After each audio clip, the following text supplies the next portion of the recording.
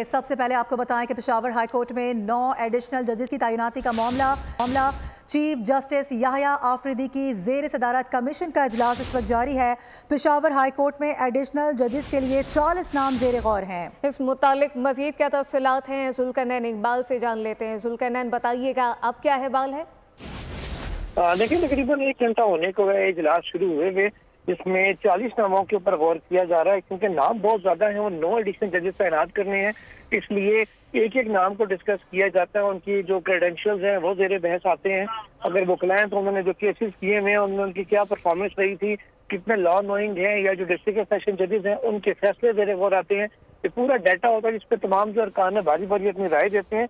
इसलिए इम्कान यही जाहिर किया जा रहा है कि मजीद कुछ तकरीबन 1 से 1.5 घंटा ये इजलास जारी रहेगा। या हो सकता है इससे ज्यादा भी चल सके, जिसके बाद सामने आएगा कि क्या तमाम ही जिन 9 वैकेंसीज खाली थी उनके ऊपर जजेस की तकरीरी की जा रही है या फिर उससे कम जजेस की तकरीरी की जाती है। ये सब सामने आएगा कि कितने लोगों को तैनात इसमें किया जाता है। 4 एडिशनल जो 4 डिस्ट्रिक्ट एंड सेशन जजेस हैं जिनके नाम जेर गौर है, जबकि 36 वकला हैं, सीनियर वकला हैं जो इस क्राइटेरिया पर पूरा उतरते हैं कि उनको हाई कोर्ट का जज कर उनका तैनात किया जा सके।